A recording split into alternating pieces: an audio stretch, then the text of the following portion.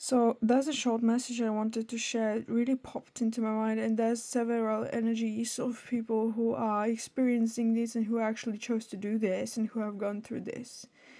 There is nothing more disheartening and worse in long-term run to get into a marriage, or I don't know what was it called, like not like married in church, but like sign the documents, right? Something worse than signing the documents, getting into marriage, with the inner oil for it that fuels you, that is coming from the stance of, I will finally prove something to somebody. I will finally prove that I am so worthy and that I got married, whether first in family, competition between siblings, or whether first within, I don't know, friend group, competition with friends, competition with someone in particular. There's nothing worse you can do for yourself when you get married based on finances, competition, and sense of materialism. When it drives you as a main force for you to get married or to get engaged, there's nothing worse you can do for yourself. And some of you are probably facing this right now with this Venus Kazemi period, with this Venus retrograde, with Mercury retrograde. It really is coming into our minds. Venus speaks about love relationships, romantic relationships, or partners, beauty, love, finances.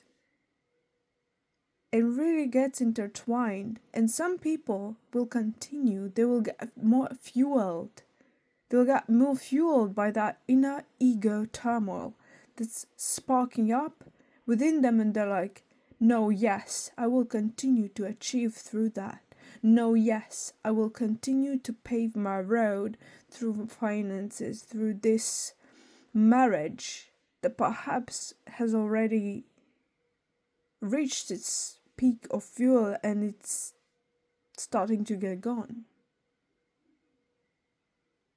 But you guys are keeping it and evaporating it. And there's nothing worse you can do for yourself, truly, to just continue doing that and dealing with your internal ego, that part, that competitive part that has never been rinsed through. Never been rinsed through with facing these emotions actually in depth and truly, for why you feel this way, for who made you this way in your childhood, in your younger years, in your teenage years. Who made you this way? Who twisted you for you to make these decisions, thinking that's rationality, while you operate, calling that rationality, you operate through the side that is fueled by a passion for a pseudo type of a revenge mechanism, that you want to show that you're worthy through doing this stuff that is long term, and you think you're going to make your life better that way, and you think that since it's growing, it's good. But part of it is this, that this road might be paved and paved and paved, and you might get on top of that mountain, and you will get there. Then there will be the edge that's cut off, and you will see that there's no road forward.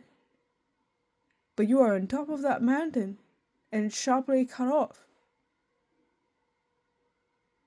And that part, that edge, that's the karma. And that karma is worth for a lesson. An enormous lesson that you were not facing, an enormous lesson that you tried to disposition as, I'm better than other people. I'm better than those that I knew. I'm better than them. I'm better. I'm better because I did this first. I'm better because I reached these heights. I'm better. Well, you were just trying to slap that on top like a healing band-aid. You weren't actually healing that inner part, because you weren't facing it in depth. You were avoiding it at all costs. But the material surface layers, you were avoiding it at all costs. Because that depth work would be pain that you are not willing to face.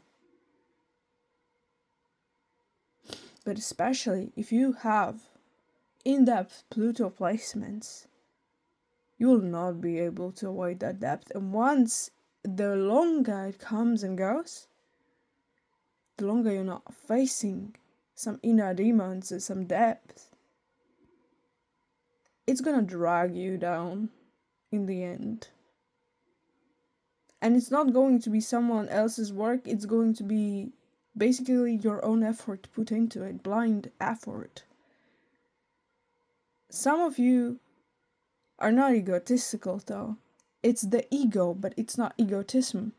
It's literally the ego, and it means that you're just avoiding actively by doing the job, doing other things, and avoiding to face that inner karma, that inner thing that you have within, that in-depth turmoil that you used to have, that you're not facing those emotions. You're not experiencing them, and you chose suffocating them. You chose not introspecting. You chose to go on surface layer agenda, and you chose to go for the escapist agenda. Any types of forms of escapism. Work too is escapism.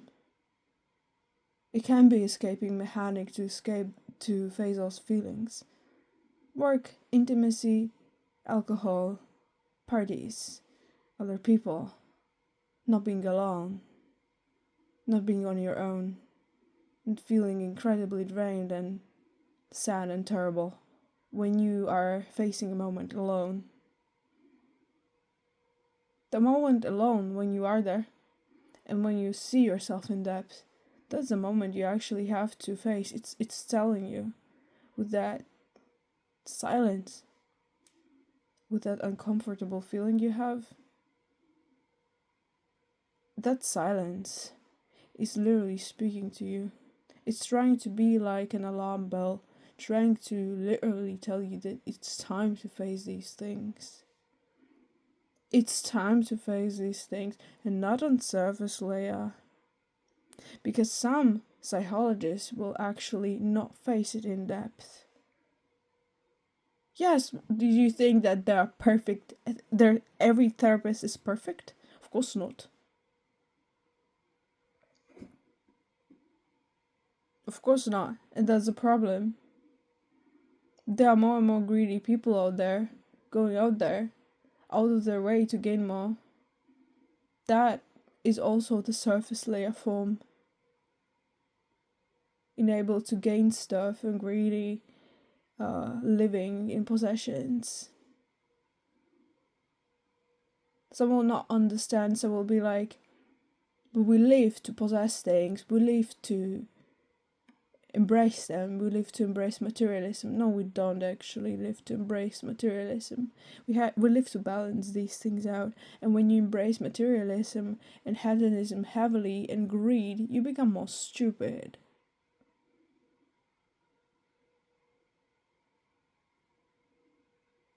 So perhaps embrace the more philosophical side in life before it drags you down the drain, drags you down the drill. Before you go on top of that mountain, you think you have sought success, you think you've reached it all, but actually there's that sharp edge out there.